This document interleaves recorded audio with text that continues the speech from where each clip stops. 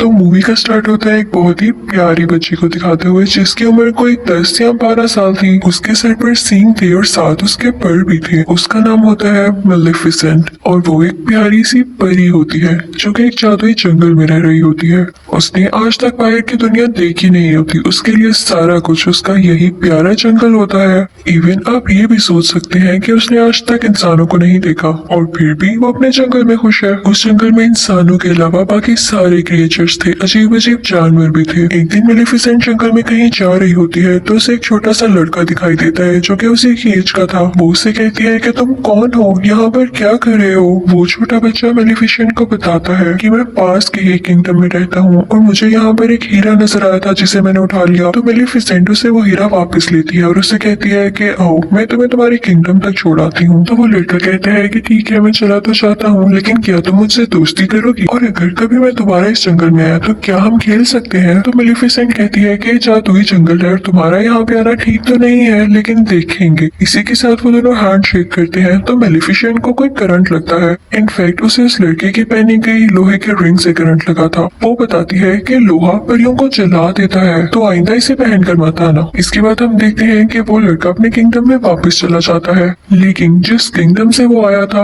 वो किंगडम इस जंगल पे कब्जा करना चाहता था और इस लड़के के माँ बाप भी जिंदा नहीं थे। इसकी मेलेफिसेंट से काफी अच्छी दोस्ती हो चुकी थी और इनके दोनों के जहन में ये बात थी ही नहीं कि हम एक दूसरे के दुश्मन किंगडम से हैं। ये दोनों एक साथ खेलते रहे और इसी तरह कई साल गुजर गए। वो लड़का यहाँ आता रहता और मेलेफिसेंट और ये मिलके खेलते और अब ये दोनों बड़े हो चुके थे। वो दोनों 16 साल के हो चुके थे और एक दूसरे को पसंद करने लगे थे। मेलेफिसेंट को अब लगता था कि इंसान परियों के दुश्मन नहीं है, वो बहुत अच्छे होते हैं। उसे ये भी नहीं पता था कि उनमें ग्रीड भी होती है, यानी लालच भी होती है। एक दिन मेलेफिसेंट सोच रही होती है कि उस लड़के को आए हुए काफी दिन हो चुके हैं और उसको उस लड़के की एक और बात भी याद आती है कि उसने कहा था कि जब मैं बड़ा हो जाऊंगा तो अपने किंगडम पर कब्जा करूंगा और जो यहाँ पे किला है उसको भी मैं हासिल कर लूंगा।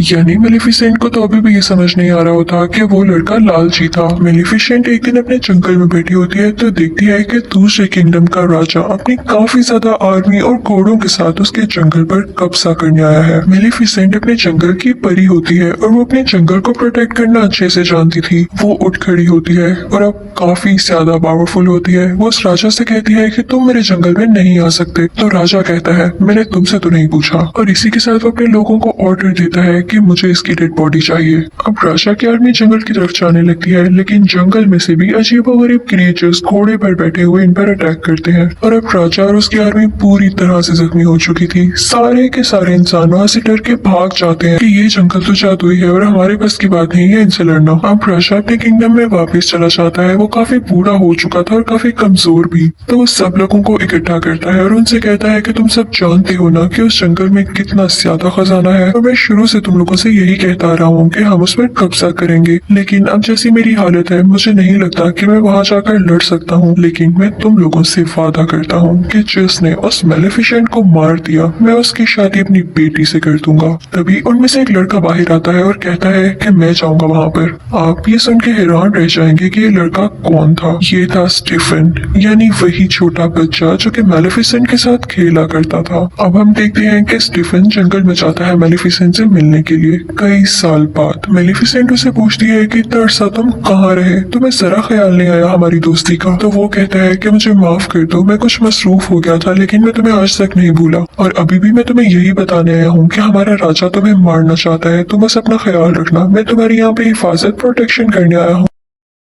और इसके बाद वो दोनों बातें करने लगते हैं। मेलेफिसेंट उससे कहती है कि मैंने तुम्हें माफ किया, क्योंकि उसको नहीं पता होता कि इंसान किस कदर बुरे हो सकते हैं। वो उस पर यकीन जो कर लेती है। लेकिन स्टीफन बहुत लालची इंसान था। वो उसे कोई नशे की दवाई पिला देता है पानी में, जिससे वो बेहोश हो जाती है। उसके बाद स्टीफन चाकू उठाता है और उसे मारने लगता है, लेकिन नाकाम रहता है। और फिर अगली सुबह जब हम देखते हैं कि मेलेफिसेंट की आंख खुलती है तो उसके पर नहीं होते, वहाँ पर उसके जख्म हुए होते हैं, जिसे देख के मेलिफिसेंट को अपनी आंखों पर यकीन नहीं आता और वो चिल्लाने लगती है, रोने लगती है, क्योंकि उसके खूबसूरत पर अब उसके साथ नहीं रहे थे। वो अब परों वाली परी नहीं रही थी। दूसरी तरफ हम देखते हैं कि स्टीफन मेलिफिसेंट के पर लेके राजा के पास आता है और कहता है कि ये ले, मैंने आपसे किया हुआ वादा पूरा कर दिया। राजा उससे बहुत खुश होता है और उससे पर लेके उसे इस किंगडम का राजा बना देता है। और यहाँ पे स्टीफन का भी ख्वाब पूरा हो चुका था, उस लालची इंसान का ख्वाब। दूसरी तरफ जंगल में हमें मेलिफिसेंट दिखाई जाती है, जो कि काफी उदास थी क्योंकि वो अब उड़ जो नहीं पाती थी। वो एक दिन जंगल में चलकर कहीं जा रही होती है कि देखती है कि एक शिकारी किसी कौवे को मारने वाला है। उसे ये सब चीजें बर्दाश्त नहीं होती थी, तो वो फौरन से उस कौवे को इंसान बना देती है और वो शिकारी बेचारा वहां से डर के भाग जाता है। वो कौवा जो कि अब इंसान बन चुका था उसके पास आता है और कहता है कि थैंक यू, लेकिन आपने ऐसा क्यों किया? तो मेलिफिसेंट कहती है कि मैं नहीं बता सकती, बस मेरे दिल में रहम आ गया। तो वो कौवा कहता है कि अब मैं आपकी सारी जिंदगी खिदमत करूंगा, आप जो मुझसे कहेंगे मैं आपकी हर बात मानूंगा। वो इंसान बनने पे काफी खुश होता है। तो मेलिफिसेंट भी इस बात से एग्री हो जाती है और उसका नाम डीएवल रखती है। अब डीएवल उसे इन्फॉर्मेशन ला कर देता था। मेलिफिसेंट को पता चलता है कि स्टीफन ने सिर्फ और सिर्फ राजा बनने की लालच में उसके पर काटे, तो उसे इंसानों से नफरत होने लगती है और उसका ट्रस्ट इंसानों पर से खत्म हो जाता है। फिर हम देखते हैं कि उस तरफ किंगडम में स्टीफन की राजा की बेटी के साथ शादी हो चुकी थी और अब उसकी एक बेटी भी पैदा होती है। वहाँ पे काफी ज्यादा सेलिब्रेशंस हो रही होती हैं और किसी को कुछ पता नहीं होता कि वहाँ पे कौन कौन आ रहा था, कितनी कितनी दूर से आ रहा था। और इसी चीज का फायदा उठाते हुए मेलिफिसेंट भी वहाँ पर जाती है और उसे विश करने लगती है। वो उस छोटी बेबी से कहने लगती है कि तुम बहुत प्यारी हो, लेकिन जैसे ही तुम 16 साल की होगी तुम्हारे हाथ में एक सुई चुभेगी, जिसके बाद तुम्हारी डेथ हो जाएगी, तुम्हारी मौत हो जाएगी।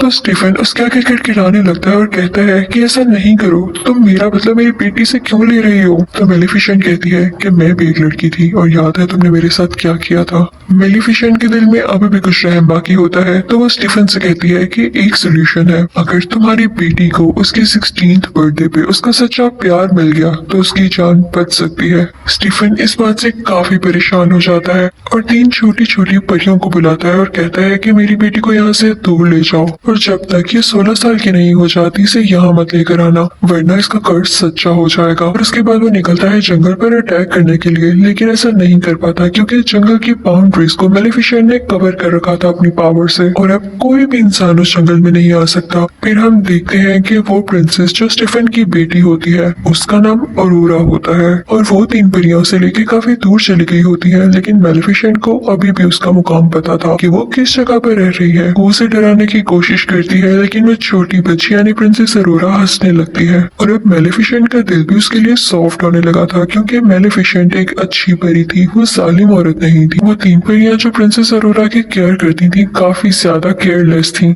और अक्सर मेलिफिसेंट खुद प्रिंसेस अरोरा की जान बचाती थी, कभी पहाड़ से नीचे गिरने से, कभी दरख्त से गिरने से। वक्त के साथ साथ प्रिंसेस अरोरा बड़ी होने लगती है। अब प्रिंसेस अरोरा पूरे 15 साल की हो चुकी थी, यानी उसका कर्ज पूरा होने में सिर्फ 1 साल बचा था। अब वो 3 परियों से जिस जगह पर लेकर आई थी वो एक बाउंड्री के अंदर थी और उसके आसपास काफी ऊंची ऊंची लकड़ियां थी। प्रिंसेस अरोरा ने भी इसके बाहर की दुनिया नहीं देखी थी, जैसे मेलिफिसेंट ने नहीं देखी थी, तो उसको सस्पेंस होता था कि आखिर इसके बाहर है क्या। तो एक दिन वो वहां पर जाती है और वहां पर देखने लगती है कि तभी उसे फील होता है कि जैसे यहाँ पर कोई है। वो आवाज देने लगती है, कोई है तो सामने आओ, मुझे बहुत से क्वेश्चंस पूछने हैं। अब मेलिफिसेंट होती है वहां पर, उसे रहा नहीं जाता और वो प्रिंसेस अरोरा के सामने आ जाती है। प्रिंसेस अरोरा उसे देख के चिल्लाती है और कहती है, आप तो वही है जो बचपन से मेरा ख्याल रखती है, लेकिन कभी मेरे सामने क्यों नहीं आई? आप तो मेरी गॉड मदर है, मैं आपको पहचानती हूँ और जो आपके साथ कौवा है ना, मुझे वो भी बहुत अच्छा लगता है। मेलिफिसेंट को इस जवाब की बिल्कुल उम्मीद नहीं होती, तो वो भी अंदर अंदर से खुश हो जाती है क्योंकि मैंने आपको बताया ना वो बहुत अच्छी परी थी। वो अरोरा से प्यार करने लगती है और अब वो नहीं चाहती थी कि जो कर्ज मैंने इसे दिया वो इसे कभी भी लगे। उन दोनों में काफी दोस्ती हो गई थी और बिल्कुल वो एक माँ बेटी की तरह एक साथ रहती थी, खेलती थी, बातें करती थी। एक दिन जब प्रिंसेस अरोरा सो रही होती है तो मेलिफिसेंट अपनी सारी पावर्स यूज करके वो कर्ज वापस लेने की कोशिश करती है, लेकिन उसे पता चलता है कि इतने साल पहले दिया गया कर्ज अब वापस नहीं हो सकता, स्पेशली तब जब उसके कंप्लीट होने का टाइम बहुत करीब आ चुका हो। और इसी बात को तो लेके मेलिफिसेंट परेशान थी कि उसका 16वां बर्थडे आने ही वाला था, तो वो ये दुआ करती है कि जल्द ही इसे इसका सच्चा प्यार मिल जाए ताकि इसका ये कर्ज रिवर्स हो जाए। फिर उसके बाद हम देखते हैं कि सुबह हो जाती है और जंगल में प्रिंसेस अरोरा और मेलिफिसेंट बातें कर रहे होते हैं। प्रिंसेस अरोरा अरोरा मेलिफिसेंट से पूछती है कि आपके पर कहाँ गए, सारी परियों के पर होते हैं। तो मेलिफिसेंट कहती है कि मेरे भी पर हुआ करते थे, लेकिन किसी इंसान ने उनको मुझसे छीन लिया। मैं उनके साथ बहुत खुश थी, मैं आसमान में बहुत ऊंचा उड़ा करती थी और मुझे वो काफी याद भी आते हैं। इसी के साथ मेलिफिसेंट रोने वाली हो जाती है तो प्रिंसेस अरोरा उसको चुप कराती है और कहती है कि आप परेशान ना हो, मेरा कल 16th बर्थडे है और देखिएगा मैं इजाजत लेके उन परियों से आपके पास रहने आ जाऊंगी, आप अकेली नहीं है, मैं आपके साथ हूँ। लेकिन मेलिफिसेंट जानती थी कि ऐसा पॉसिबल नहीं होने वाला था जब तक कि उसे उसका सच्चा प्यार न मिल जाता, और एक दिन में ऐसा तो हो नहीं सकता था। प्रिंसेस अरोरा वहां से अपने घर जा रही होती है कि रास्ते में उसे एक लड़का दिखाई देता है जो कि काफी प्यारा था और उसी के जितना था। वो दोनों जैसे एक दूसरे की तरफ देखते हैं तो एक दूसरे को पसंद करने लगते हैं। खैर उसके बाद प्रिंसेस अरोरा वहां से अपने घर चली जाती है और उन तीनों परियों से कहती है कि मैं अब यहाँ से जाना चाहती हूँ। वो उनसे ये बात कर रही होती है कि मैं इस घर से दूर मेलिफिसेंट के पास जाना चाहती हूँ। तो परियों को लगता है कि शायद इसे उस बात का पता चल चुका है कि इसके पेरेंट्स अभी भी जिंदा है और ये किंगडम जाना चाहती है अपनी बर्थडे के बाद। वो तीनों परियां उसको सारा कुछ सच बता देती हैं कि क्या क्या हुआ, और एक इविल फेरी है जो कि तुम्हारी जान लेना चाहती है। वो उसे बताती है कि वो कोई और नहीं बल्कि मेलिफिसेंट है। और ये सुनकर प्रिंसेस अरोरा को अपने कानों पर यकीन नहीं आता।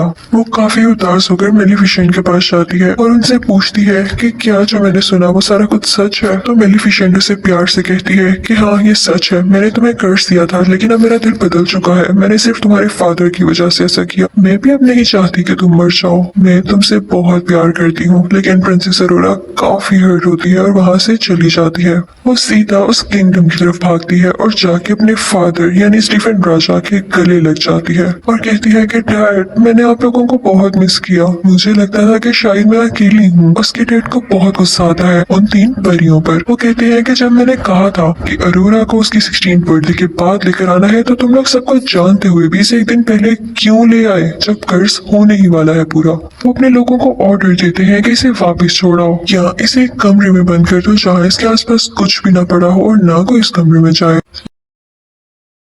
लेकिन वो राजा कर्ज को रोक थोड़ी सकता था। तो अब जैसे ही प्रिंसेस अरोरा का 16th बर्थडे आता है तो कर्ज के असर में प्रिंसेस अरोरा खुद ब खुद उस जगह पर चली जाती है जहाँ पर स्पिनिंग व्हील्स पड़े होते हैं और उन पर सुइयां लगी होती हैं। वो कर्ज की वजह से उस सुई को अपने आप ही टच कर लेती है और फिर बेहोश हो जाती है, गहरी नींद में चली जाती है। राजा बहुत परेशान होता है क्योंकि अब उसकी बेटी गहरी नींद में जा चुकी थी और कभी भी उठने वाली नहीं थी। उधर मेलिफिसेंट को भी काफी दुख हो रहा होता है तो उस लड़के को बुलाती है जो कि प्रिंसेस अरोरा को उस दिन रास्ते में मिला। उसे लगता है कि हो सकता है कि ये दोनों एक दूसरे को पसंद करने लगे हों और अगर ये प्रिंसेस अरोरा को मिल जाए तो प्रिंसेस अरोरा जाग जाए। तो मेलिफिसेंट उस लड़के को लेके वहां पर जाती है जहां पर प्रिंसेस अरोरा सो रही होती है। उसी दौरान वहां पर वो मौजूद जो परी होती है जो प्रिंसेस अरोरा का ख्याल रखा करती थी, वो राजा से कहती है कि आप प्रिंसेस अरोरा के फादर हैं, आप उसके माथे पर चूमे, हो सकता है कि वो जाग जाए, हो सकता है आप ही उसका सच्चा प्यार हो। तो किंग स्टीफन कहता है कि नहीं, मैं कभी किसी का सच्चा प्यार नहीं हो सकता, मैंने मेलिफिसेंट को धोखा दिया और उसी लिए ये सब कुछ हो रहा है। अब जब मेलिफिसेंट उस लड़के को यहाँ पर आती है और वो प्रिंसेस अरोरा के पास जाता है तो प्रिंसेस अरोरा नहीं जागती। मेलिफिसेंट को पता चल जाता है कि ये इसका रियल लव नहीं है। मेलिफिसेंट ये देख के रोने लगती है और उससे कहती है कि मैं तुम्हें बहुत याद करूंगी, मुझे तुम्हारी स्माइल याद आएगी, मैं तुम्हें कभी नहीं भुला पाऊंगी।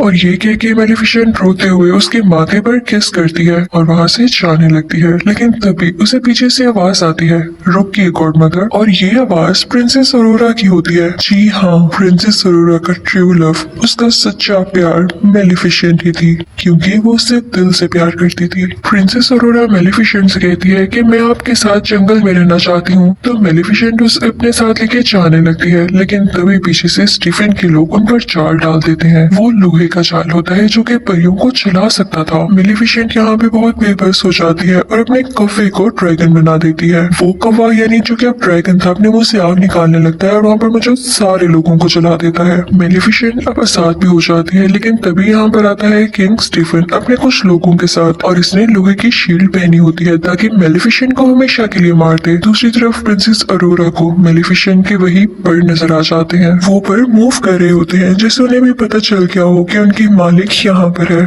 प्रिंसेस अरोरा उन परों को आजाद कर देती है और वो खुद ब खुद मेलेफिसेंट के साथ जाके लग जाते हैं। मेलेफिसेंट दोबारा से उड़ने लगती है और स्टीफन को अपने साथ उड़ा लेती है, लेकिन उसे बिल्डिंग से नीचे नहीं गिराती। स्टीफन उस पर अटैक करने लगता है, जिसकी वजह से वो दोनों ही बिल्डिंग से नीचे गिरने लगते हैं, यानी कैसल से। स्टीफन ने मेलेफिसेंट के परों को पकड़ा होता है ताकि वो उड़ न सके, लेकिन जैसे ही वो लोग जमीन पर गिरने वाले होते हैं, मेलेफिसेंट अपने पर खोल लेती है और उड़ जाती है, लेकिन इस वजह से स्टीफन जमीन पर गिरकर मर जाता है। यानी अब ये लालची आदमी इस दुनिया में नहीं रहा था, सब कुछ ठीक हो चुका था। अगली सुबह हम देखते हैं कि मेलेफिसेंट उन सब बाउंड्रीज को हटा देती है जो उसने जंगल के गिर्द बनाई हुई थी।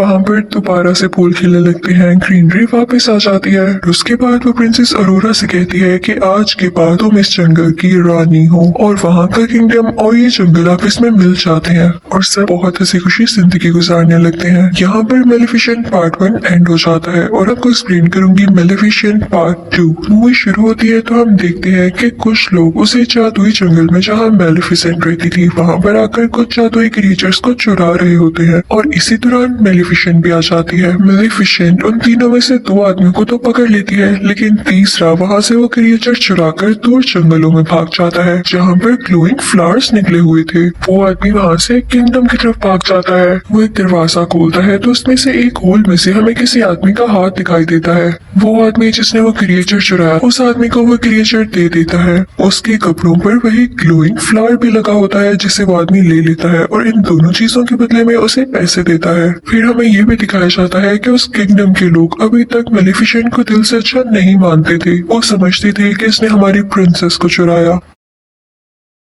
और ये हमेशा से प्रिंसेस अरोरा को मारना चाहती थी। अब सीन चेंज होता है और हम प्रिंसेस अरोरा को जंगल में काफी खुश देखते हैं। वो वहाँ की रानी जो बन चुकी थी और डिफरेंट क्रिएचर्स के साथ डांस कर रही थी। सब लोग उसके पास अपने अपने मसले लेकर आते थे। उसे बताया जाता है कि यहाँ से क्रिएचर गायब हो गई है, वही क्रिएचर जो कि वो आदमी चुरा कर भागा था। तो ये सुनकर प्रिंसेस अरोरा काफी परेशान हो जाती है। तो वहाँ पे वही छोटी हाइट वाली 3 परियां आती हैं और उसे खुश करने लगती हैं। उसका क्राउन लेके भागने लगती हैं ताकि वो उसके पीछे पीछे आए, और प्रिंसेस अरोरा जैसे ही नीचे जाती है तो उसे कौन दिखाई देता है भला? वही लड़का जो कि मूवी यानी मेलेफिसेंट पार्ट 1 के एंड पे उसके पास आया था, लेकिन तब तक उसका ट्रू लव नहीं था। वो भी एक प्रिंस था और उसका नाम था प्रिंस फिलिप। वो काफी अरसे से प्रिंसेस अरोरा को पसंद करता था और यहाँ पर फाइनली वो उसे प्रपोज कर देता है, जिसे सुनकर प्रिंसेस अरोरा भी काफी खुश होती है क्योंकि वो भी उसे कहीं ना कहीं पसंद करती थी। ये सब कुछ मेलेफिसेंट का कौवा यानी डेविल भी देख रहा होता है। वो जाके सब कुछ मेलेफिसेंट को बताता है। तो मेलेफिसेंट वहाँ से उड़कर प्रिंसेस अरोरा से बात करने आती है, और दूसरी तरफ वो प्रिंस फिलिप भी अपने पेरेंट्स को बताने के लिए चाहता है कि मुझे एक लड़की पसंद आ चुकी है।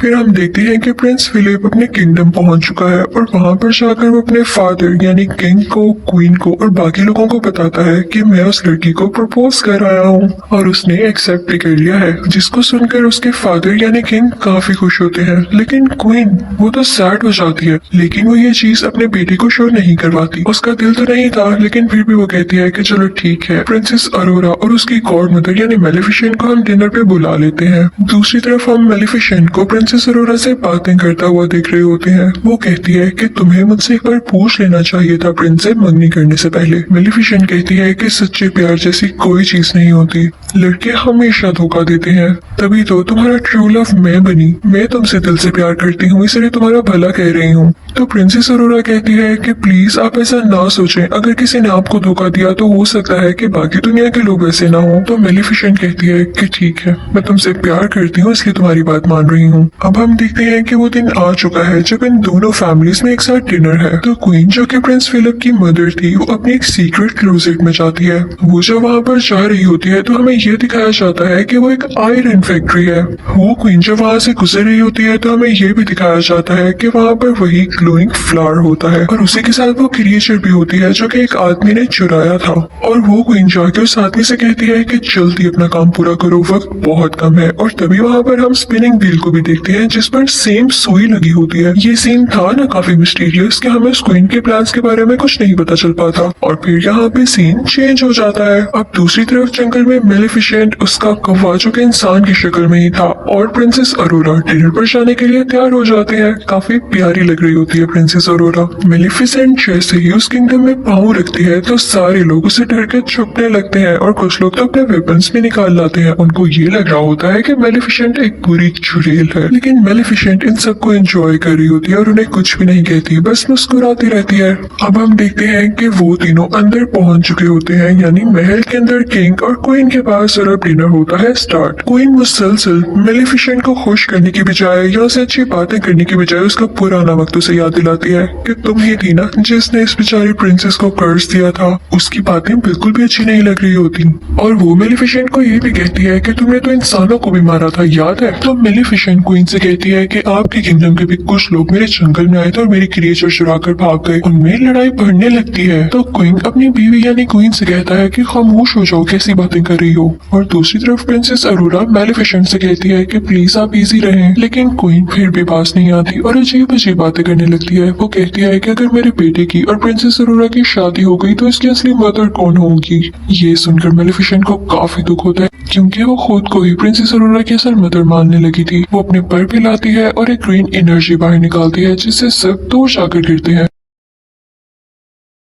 क्वीन भी पिला बचाकर डर जाती है और किंग के पीछे जाके छुप जाती है जिससे किंग बेचारे नीचे गिर जाते हैं। क्वीन ऊंची ऊंची बोलने लगती है कि मेलिफिसेंट ने किंग पर कर्ज कर दिया है और अरोरा उनकी बात पर यकीन कर लेती है और मेलिफिसेंट से कहती है कि प्लीज आप अपना कर्ज खत्म करते हैं, बार बार क्यों सब पे कर्ज करती हैं। तो मेलिफिसेंट कहती है प्रिंसेस अरोरा तुम भी ये कह रही हो, मैंने कोई कर्ज नहीं किया। लेकिन प्रिंसेस अरोरा मेलिफिसेंट की बात पर यकीन ही नहीं करती क्योंकि क्वीन ने काफी अच्छे तरीके से उसको टैकल कर लिया होता है। तभी वहाँ पर सोल्जर्स आने लगते हैं जो कि मेलिफिसेंट पर अटैक करने वाले होते हैं। मेलिफिसेंट आखिरी बार प्रिंसेस अरोरा से कहती है कि क्या तुम मेरे साथ नहीं आओगी। तो प्रिंसेस अरोरा कोई जवाब नहीं देती और क्वीन और किंग के पास बैठी रहती है। तो मेलिफिसेंट दुखी होकर वहाँ से उठकर चली जाती है। उसके साथ उसका कफा भी खिड़की तोड़ के बाहर चले जाते हैं। लेकिन वहाँ पे एक और लड़की होती है जो क्वीन और किंग की साथी होती है। वो आयरन बुलेट से मेलिफिसेंट पर अटैक कर देती है जिससे वो बेचारी ओशन में गिर जाती है। अब हम देखते हैं कि कैसल में किंग बेचारे बेहोश पड़े होते हैं तो उनको उनके बेडरूम में ले जाया जाता है। सब काफी परेशान होते हैं और उनका बेटा यानी प्रिंस फिलिप अपनी मदर क्वीन से कहता है कि आप डैड के माथे पर चूमे, आप उनसे सच्चा प्यार करती हैं ना, आप उनकी वाइफ हैं, हो सकता है कि वो दोबारा से ठीक हो जाए।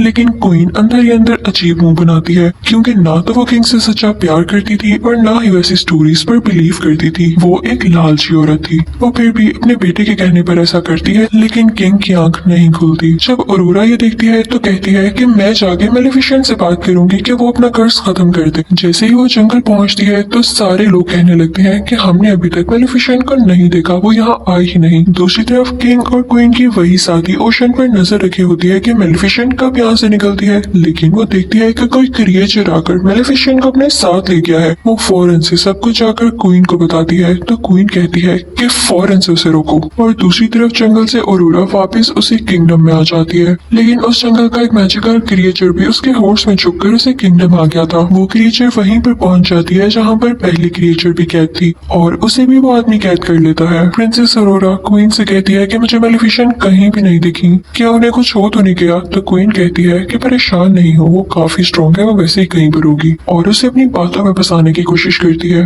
दूसरी तरफ क्वीन की वही साथी ओशन पर अभी भी नजर रखी होती है कि जैसे उसे मेलिफिसेंट नजर आए वो उसको मरवा दे। और फिर उसके बाद ऐलान किया जाता है कि अगले 3 दिन के अंदर अंदर प्रिंस फिलिप और प्रिंसेस अरोरा की शादी है और हम चाहते हैं कि हम सब लड़ाइयाँ छोड़ दें, हम सुलह करना चाहते हैं और जंगल में जितने भी क्रिएचर्स हैं वो सब के सब इस शादी में इनवाइटेड हैं। दरअसल ये उनका प्लान था क्योंकि वो ये चाहते थे कि मेलिफिसेंट को मार के जंगल की सब क्रिएचर्स को कैद कर लिया जाए ताकि वहाँ को सिक्योर करने के लिए कोई भी ना हो और फिर उस जंगल पर कब्जा कर लिया जाए। दूसरी तरफ हम देखते हैं कि मेलिफिसेंट की आंख खुल जाती है, वो काफी जख्मी होती है और उसे कुछ क्रिएचर्स की आवाज आ रही होती है जो कि कह रहे होते हैं कि हम इंसानों पर अटैक करेंगे। उनके भी बड़े बड़े पर होते हैं और सर पर सींग होते हैं। वो जंगल में अपनी पनाह लेने आए थे क्योंकि उन्हें ये लग रहा था कि जंगल उनके लिए सेफ पॉइंट हो सकता है इंसानों पर अटैक करने से पहले। मेलिफिसेंट भी वहाँ पर पहुंच चुकी होती है और उनमें से एक क्रिएचर मेलिफिसेंट की तरफ आता है और उससे कहता है कि हम में भी अपनी पावर ट्रांसफर करो,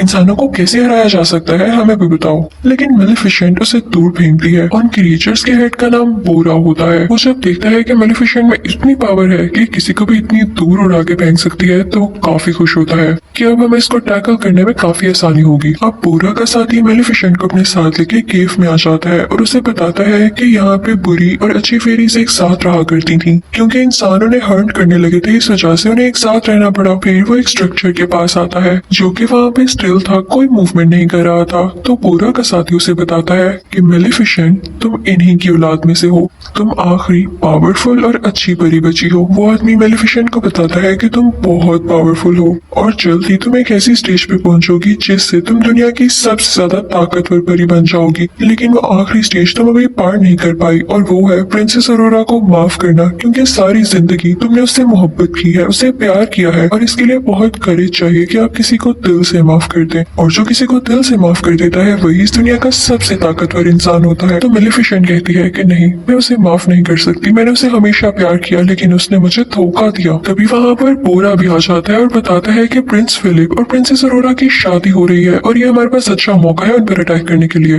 लेकिन मेलिफिसेंट यहाँ चुप रहती है। दूसरी तरफ हम ये भी देखते हैं कि प्रिंसेस अरोरा को क्वीन अपनी ढकी छुपी बातों से काफी टॉर्चर करने लगती है और प्रिंसेस अरोरा को ये फील भी होने लगता है। तो वो प्रिंस फिलिप के पास जाती है और उससे कहती है कि मैं सिर्फ आपके लिए बर्दाश्त कर रही हूँ, वरना मुझे क्वीन अच्छी नहीं लगने लगी। दूसरी तरफ हम ये देखते हैं कि क्वीन का वही आदमी जो कि उस फैक्ट्री में काम कर रहा होता है उस ग्लोइंग फ्लावर के ऊपर, वो उससे कुछ ड्रग्स तैयार कर लेता है जिसे बताता है कि इससे परियां मर सकती हैं और ये मैंने मेलिफिसेंट को मारने के लिए तैयार किया है। उसे देख के क्वीन काफी खुश होती है। उसके पास एक छोटी सी फेरी भी होती है और जैसे ही वो पाउडर उस पर डालता है तो वो फेरी मर जाती है। क्वीन बहुत खुश हो जाती है, लेकिन वो आदमी उसे कहता है कि ये पाउडर तभी और ज्यादा बन सकता है जब आप मुझे वो ग्लोइंग फ्लावर्स और ज्यादा ला के दें। तो क्वीन अपने लोगों को ऑर्डर्स देती है कि जल्दी जाओ और वो फ्लावर्स फौरन से इकट्ठे करके लाओ। और जैसे ही उसके आदमी उधर पहुंचते हैं वो फ्लावर्स लेने के लिए, तो मेलिफिसेंट को खबर हो जाती है और वो भी वहां पे पहुंच जाती है। लेकिन तब तक बहुत देर हो चुकी थी, उसके सोल्जर सारे फ्लावर्स उतार चुके थे और मेलिफिसेंट यहाँ पे कुछ भी नहीं कर पाती। बस वो बहुत उदास थी क्योंकि उसके साथ हमेशा बुरा ही हुआ था।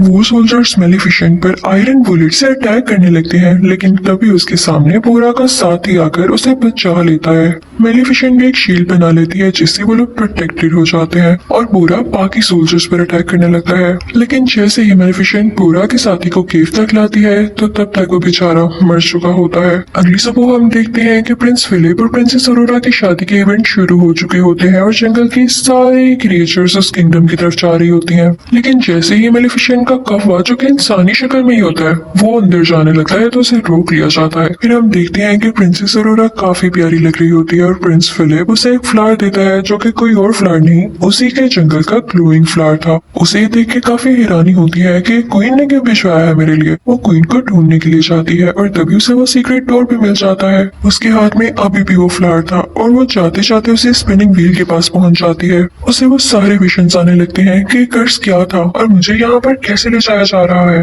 वो वहाँ पर देखती है कि दो फेरीज भी कहते हैं वही क्रिएचर जिसे उस आदमी ने कैद किया था। उनको छुड़ाने ही लगती है लेकिन वो आदमी उसे रोक लेता है। तभी वहाँ पर क्वीन आ जाती है और वो प्रिंसेस अरोरा से कहती है कि मेरा किंगडम पहले उस जंगल के करीब हुआ करता था, लेकिन इन सब क्रिएचर्स और मेलिफिसेंट के एंसेस्टर्स ने, यानी उसके बड़ों ने मिलकर मेरे किंगडम को नुकसान पहुंचा दिया और मेरे फादर मारे गए। लेकिन जब मेरा भाई भी वहाँ सुलह करने के लिए गया तो उस जंगल के क्रिएचर्स ने मेरे भाई को भी मार दिया और जब मैं अकेली बच गई तो मुझे किंग से शादी करना पड़ी जो कि अब मेरा हस्बैंड है, लेकिन मैं उससे प्यार नहीं करती। तो क्वीन कहती है कि मैं तुम सबसे बदला लेकर रहूंगी। क्वीन सोल्जर्स को ऑर्डर देती है कि प्रिंसेस अरोरा को एक रूम में कैद कर दिया जाए और ऐसा ही होता है और फिर उन क्रिएचर्स को भी एक रूम में बंद कर दिया जाता है और फिर उन पर वही पाउडर छिड़का जाता है जो कि उस आदमी ने तैयार किया था, जिसकी वजह से सारे क्रिएचर्स बेचारे वीक होने लगते हैं। जिस रूम में अरोरा होती है वहाँ पर उसका वेडिंग ड्रेस होता है और वो उसे फाड़ कर काफी लंबी सी रस्सी में बदल देती है और कैसल से नीचे जाने की कोशिश करती है, लेकिन तभी वहाँ पर सोल्जर्स आते हैं और प्रिंसेस अरोरा खुद को रूम में ही बंद कर लेती है। मेलिफिसेंट का कौवा भी, जो कि इंसानी रूप में ही होता है, कैसल के अंदर आ जाता है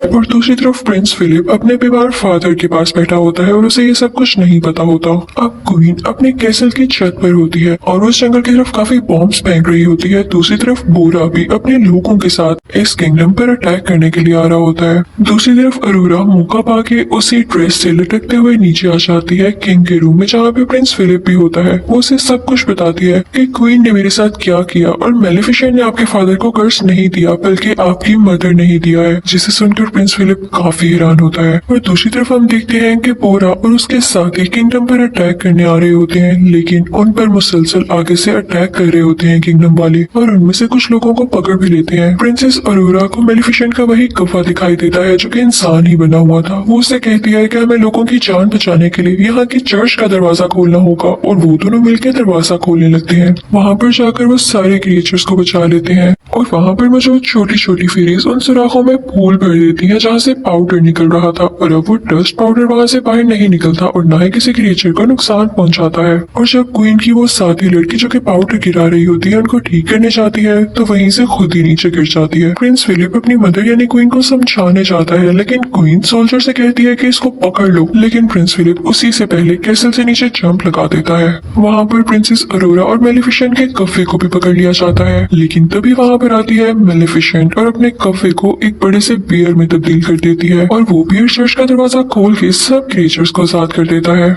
मेलिफिसेंट बाकी लोगों पर अटैक करने लगती है और अपने लोगों को बचाने लगती है। तभी वहाँ पर बोरा भी आ जाता है और क्वीन के सोल्जर से लड़ने लगता है, लेकिन फिलिप उसे आके रोकता है और कहता है कि ये हमारे जनरल है, इसे कुछ मत कहना। तो बोरा वहाँ से चला जाता है। जब जनरल ये देखता है कि इसने मुझे नहीं मारा तो उसे पता चल जाता है कि असली सालिम कौन है, यानी क्वीन असली सालिम है। दूसरी तरफ मेलिफिसेंट रूफ टॉप पर आती है उसकी क्वीन के पास, लेकिन प्रिंसेस अरोरा भी पास आती है मेलिफिसेंट के और उससे कहती है कि प्लीज क्वीन को मत मारे वरना सब लोग वाकई समझेंगे कि आप सालिम थी। लेकिन मेलिफिसेंट कहती है कि नहीं अरोरा, पीछे हट जाओ, मुझे तुम्हारी कोई बात नहीं सुननी। तो अरोरा रोते हुए कहती है कि मदर ऐसा ना करें। और जब मेलिफिसेंट उसके मुंह से मदर लफ्ज सुनती है तो उसका दिल काफी सॉफ्ट हो जाता है और उसके दिल में इमोशंस आने लगते हैं। और जब वो दोनों एक दूसरे को ऐसे देख रहे होते हैं तो जाहिर है क्वीन को मौका मिल जाता है उन पर अटैक करने के लिए। तो वो वही डस्ट पाउडर प्रिंसेस अरोरा की तरफ फेंकती है, लेकिन मेलिफिसेंट उसके सामने आकर प्रिंसेस अरोरा की जान बचा लेती है। और जैसे ही मेलिफिसेंट को एरो लगता है वो एशिस में बदलने लगती है और प्रिंसेस अरोरा बहुत ज्यादा रोने लगती है। क्वीन ये देख के काफी खुश हो जाती है और ऐलान करती है कि अब तुम लोगों की मेलिफिसेंट नहीं रही और अब मैं पूरी जगह पर कब्जा करने वाली हूँ। लेकिन तभी हम देखते हैं कि प्रिंसेस अरोरा के आंसू मेलिफिसेंट के एशिस पर गिरते हैं और मेलिफिसेंट फिर से जिंदा हो जाती है। उसके बड़े बड़े पर आ जाते हैं। क्वीन को बहुत गुस्सा आता है, वो प्रिंसेस अरोरा को कैसल से नीचे धक्का दे देती है और मेलिफिसेंट उसे बचा लेती है। प्रिंस फिलिप को भी अपनी मदर के बारे में सब कुछ पता चल चुका था, इसलिए वो भी मेलिफिसेंट के पास आ जाता है और मेलिफिसेंट मान जाती है प्रिंसेस अरोरा और प्रिंस फिलिप की शादी के लिए। तभी मेलिफिसेंट के पास वो छोटा आदमी भी आता है जिसने उसके क्रिएचर्स को कैद किया हुआ था। वो उसके क्रिएचर्स छोड़ देता है और उसे वही सुई देता है जिसकी वजह से वो कर्स फैला। अब सबको पता चल जाता है कि कर्स फैलाने वाली असली क्वीन ही थी। अब किंग भी जाग चुका था और क्वीन को बोरा के लोग पकड़ लेते हैं और उसे फेंकते हैं। मेलिफिसेंट उसे कोर्ट में बदल देती है और वहाँ की सारी जगह को फूलों से सजा देती है। और फिर वो बोरा से कहती है कि तुम लोग अच्छे क्रिएचर्स हो, तुम हमारे साथ रह सकते हो।